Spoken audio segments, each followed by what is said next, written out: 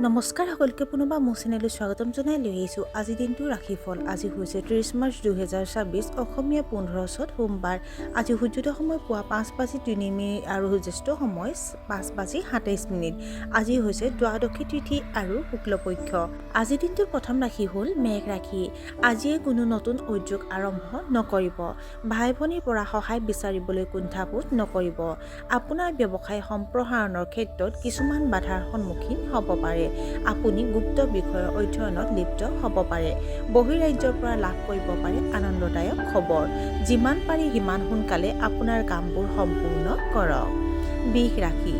আপুনি আপোনাৰ পেছাদাৰী জীৱনৰ বিৰক্তিৰ সন্মুখীন হ'ব পাৰে। আপোনাৰ ৰোমান্টিক সম্পৰ্কত স্ফুলিংগ কমি যাব পাৰে।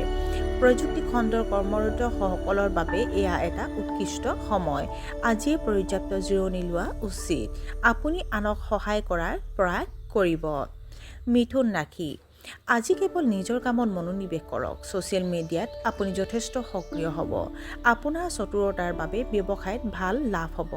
নেতিবাচকতা কমি যাব আৰু আপোনাৰ সকলো সমস্যা সমাধান হ'ব।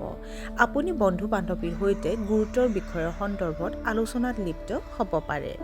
কৰ্কট ৰাশি। অতীতৰ স্মৃতি এটা মনত পেলাই আপুনি সুখী অনুভৱ কৰিব। আপুনি আপোনাৰ পৰিয়ালৰ সৈতে মানসম্পন্ন সময় কটাব। সৃষ্টিশীল সাধনাৰ প্ৰতি আগ্ৰহী হ'ব।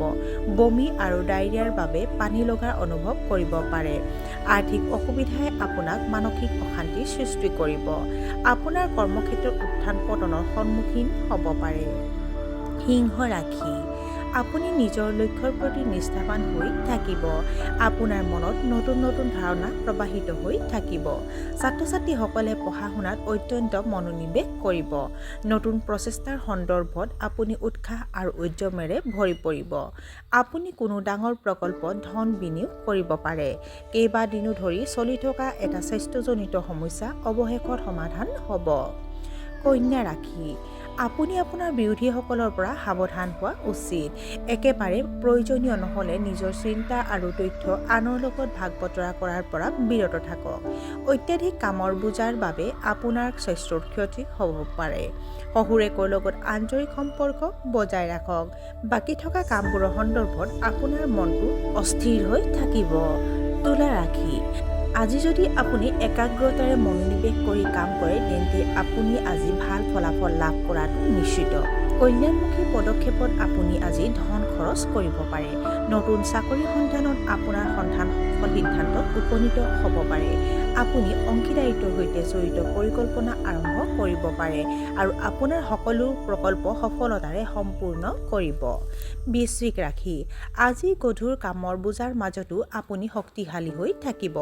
ৰাজনীতিত জড়িতসকলে বিৰোধীৰ ওপৰত ক্ষমতা লাভ কৰিব। প্ৰভাৱশালী লোকৰ সৈতে আপোনাৰ সম্পৰ্ক গভীৰ হ'ব। সৰু ল'ৰা ছোৱালীৰ সৈতে আপুনি মানসম্পন্ন সময় কটাব। বহুদিনৰ বাবে অপেক্ষা কৰি থকা বস্তুবোৰ অৱশেষত আপুনি আহৰণ কৰিব। ধনু ৰাশি। আপুনি আপোনাৰ ভাৱমূৰ্তিক লৈ চিন্তিত হ'ব পাৰে।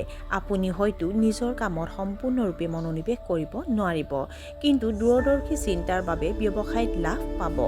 বিত্তীয় লেনদেনত আপুনি কিছু অসুবিধাৰ সন্মুখীন হ'ব পাৰে। আপুনি হয়তো অবাঞ্ছিত যাত্ৰা এটা হাতত ল'ব লাগিব। কোনো আত্মীয়ৰ স্বাস্থ্যক লৈ আপুনি চিন্তিত হৈ পৰিব পাৰে। মকৰ ৰাশি। আপুনি এজন আত্মীয়ৰ স্বাস্থ্যৰ প্ৰতি চিন্তিত হ'ব। আপোনাৰ কেৰিয়াৰক লৈ কিছু উদ্বিগ্নতা থাকিব। আপোনাৰ জীৱনসংগীৰ লগত মতানৈক্য হ'ব পাৰে।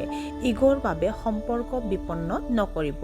জ্যেষ্ঠসকলে আপোনাৰ সন্মানক অৱজ্ঞা কৰিব পাৰে। বিত্তীয় লেনদেনত আপুনি কিছু অসুবিধাৰ সন্মুখীন হ'ব পাৰে। আপুনি হয়তো কোনো অবাঞ্ছিত যাত্ৰা হাতত ল'ব লাগিব। কুম্ভ ৰাশি। আপোনাৰ দৈনন্দিন কাম কাজ যথেষ্ট সংগঠিত হৈ থাকিব। কৰ্মক্ষেত্ৰত আপুনি আপোনাৰ কামবোৰ অতি সহজে চম্ভালিব পাৰিব। অৱশ্যে আনৰ কাম কাজত হস্তক্ষেপ কৰাৰ পৰা বিৰত থকা উচিত। আপুনি হয়তো আপোনাৰ অন্তৰ্নিহিত চিন্তা আপোনাৰ ৰোমান্টিক সংগীৰ সৈতে শ্বেয়াৰ কৰিব। ব্যৱসায়ৰ জটিলতাৰ মাজত আপুনি লাভৰ সৃষ্টি কৰাত সফল হ'ব। আৰু আজিৰ দিনটোৰ শেষৰ ৰাশিটো হ'ল মীন ৰাশি। আপুনি হয়তো নতুন ব্যৱসায়িক উদ্যোগ আৰম্ভ কৰিব পাৰে। আপোনাৰ বৈবাহিক সম্পৰ্ক সুষম হ'ব। আপোনাৰ সন্তানৰ অনলাইন কাৰ্যকলাপৰ পৰা আঁতৰাই ৰাখক। আপোনাৰ মনত নতুন নতুন ধাৰণাৰ উন্মেষ ঘটিব। চৰকাৰী কৰ্মচাৰীৰ বাবে দিনটো শুভ। আপোনাৰ ওপৰত কৰ্মৰ চাপ কমি যাব পাৰে। আৰু আজিৰ দিনটো ৰাশিফল ইমানতে অন্ত পৰিছে। আশা কৰোঁ আপোনালোক প্ৰত্যেকৰ আজিৰ দিনটো সুন্দৰ হওক। ধন্যবাদ।